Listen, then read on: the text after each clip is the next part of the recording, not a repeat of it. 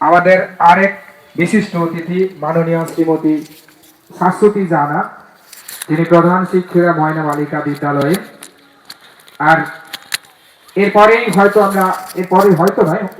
আমরা ক্লাস 5-এ পুরস্কার বিতরণী শুরু করব। পুরস্কার বিতরণী চলবে। আবার আমাদের আরো বিশিষ্ট ব্যক্তিবর্গ মঞ্চে আসীন আছেন, তাদের ছোট ছোট সংক্ষিপ্ত বক্তব্য চলবে। এখন মঞ্চে আমাদের সম্মানীয় শ্রীমতী শাশ্বতী জানা মহাশয়া, প্রধান শিক্ষিকা ময়না বালিকা বিদ্যালয়। শুভ সকাল, নমস্কার। আজ একটি শীতল সকাল, যখন আমরা সবাই উত্তরের হাওয়ায় বসে অপেক্ষা করছি। আমার বাচ্চা বাচ্চা ছেলে মেয়েরা যারা রয়েছে এখানে, তারা সবাই অপেক্ষা করছো কখন সেই শুভক্ষণ আসবে যখন আমাদের হাতে পুরস্কারটি তুলে দেওয়া হবে। আমরা তোমাদেরকে বিড়ম্বনায় ফেলছি, আমাদের জ্ঞানগর্ভ কথা তোমাদেরকে শোনাতে বাধ্য করছি, এজন্য দুঃখিত। এবার যারা অনুষ্ঠানে সঞ্চালনার দায়িত্বে রয়েছেন সেই ভাইটি আমাকে অনুরোধ করেছেন, আমি কিছু বলতে চাইছিলাম না, আমি দুঃখিত, আমি চাইছিলাম না, উনি আমাকে বললেন যে না বলতেই হবে। ঠিক আছে, আমি তাহলে ছোট্ট করে কিছু বলছি। তো তার আগে যে কোনো বক্তব্যের প্রোটোকল মেনে যা বলতে হয়, সকলকে ধন্যবাদ, শ্রদ্ধা, ভালোবাসা, আন্তরিক শুভেচ্ছা জানিয়ে আমি বক্তব্য শুরু করছি। এখানে উপস্থিত রয়েছেন মঞ্চে প্রতিভা অন্বেষা 2025-এর পুরস্কার বিতরণী সভার মঞ্চে উপস্থিত রয়েছেন সভাপতি শ্রী জয়ন্ত কুমার দাস মহাশয়। প্রধান অতিথি হিসাবে মঞ্চ জ্ঞানের আলোয় আলোকিত করে রেখেছেন মাননীয় শ্রীযুত দিলীপ কুমার সামন্ত মহাশয়। তিনি সকলেই জানেন সিনিয়র প্রিন্সিপাল সায়েন্টিস্ট CSIR, কিন্তু এটা হয়তো জানেন না যে 52 বছর পরে শিকড়ের টানে উনি আজকে আমাদের মঞ্চে উপস্থিত হয়েছেন। এবং আরো মজার কথা, আমরা জানি রিটায়ারমেন্ট মানে হচ্ছে গাড়ির চাকা পাল্টানোর সময় হয়ে গেছে, আর চলবে না গাড়ি, কিন্তু উনি অবসর নেওয়ার পরেও এখনো তিনি এই বিজ্ঞান চর্চার সঙ্গে নিজেকে সক্রিয়ভাবে যুক্ত রেখেছেন এবং আজকে সময় নিয়ে আমাদের জন্য এসেছেন, বিশেষ করে যারা আগামী দিনের মহিরু হতে চলেছে, আজকে যারা কিশলয় তাদের জন্য। এছাড়া মঞ্চে রয়েছেন একটু আগেই যার মূল্যবান বক্তব্য আমরা শুনেছি, বিশিষ্ট অতিথি মাননীয় শ্রীযুত সত্যব্রত মাইতি মহাশয়, কর্কাই বিবেকানন্দ বিদ্যাপীঠের মাননীয় প্রধান শিক্ষক মহাশয়। ওনাকে ধন্যবাদ জানাই ওর দুর্দান্ত বক্তব্যের জন্য।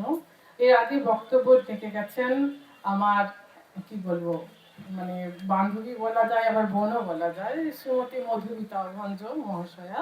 তিনি ভারপ্রাপ্ত প্রধান শিক্ষিকা ময়না বিবেকানন্দ কন্যা বিদ্যাপীঠ।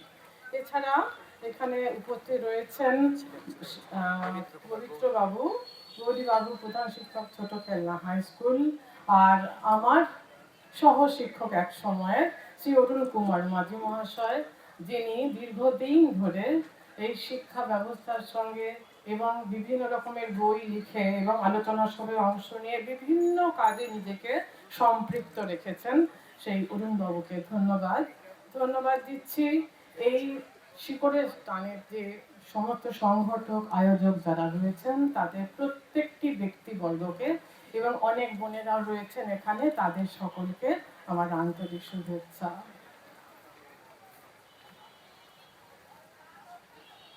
আমাদের যারা রয়েছে তাদের জন্য বলছি, দেখো অনেকে অনেক কথা বলে গেলেন, সব কথাই প্রায় বলা হয়ে গেছে, তো আমি তোমাদেরকে কি বলবো সেটা ভেবেই পাচ্ছি না। আমি মোটেই কিন্তু প্রস্তুত হয়ে আসিনি, তাহলেও যখন বলতে হচ্ছে কিছু বলবো, অবশ্যই বলবো। তা শুরু করছি একটি রবীন্দ্রসঙ্গীত দিয়ে কিছুটা।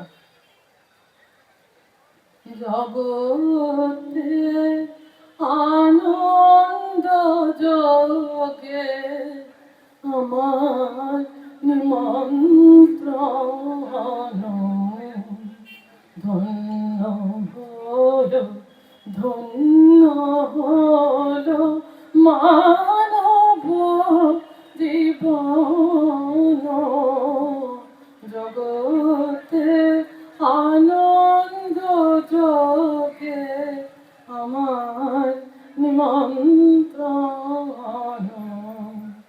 তোমার যোগে দিয়েছ ভার, বাজাই আমি বাঁশি, গানে গানে গেয়ে যাব প্রাণের কান্না হাসি।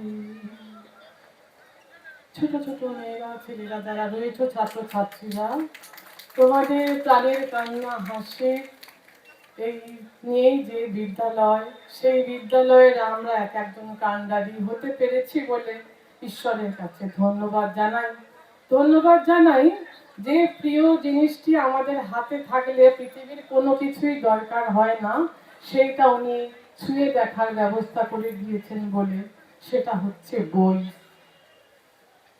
বই একটা এত ভালো বন্ধু, জানো, কোনোদিন তোমাদের কখনো ঠকাবে না।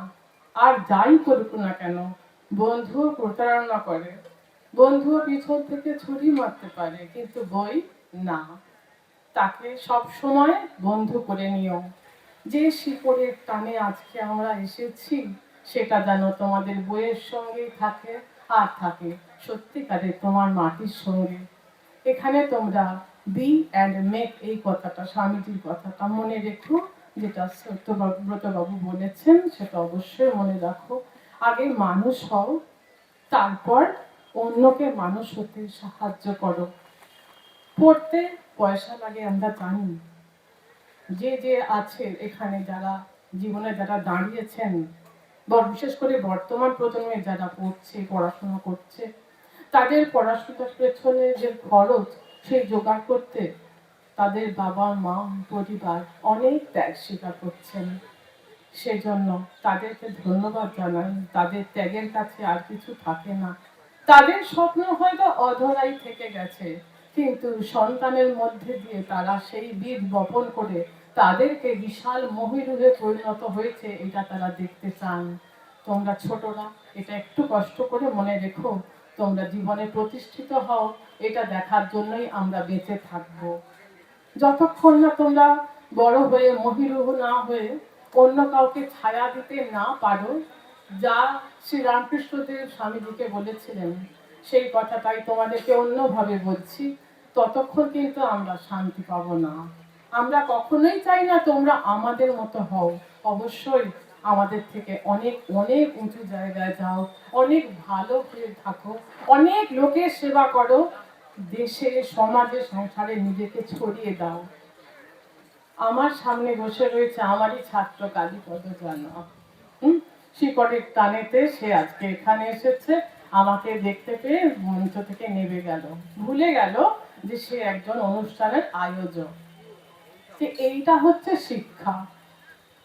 নিজেকে আমি বলে কখনো ভাববে না, আমি কেউ নয়।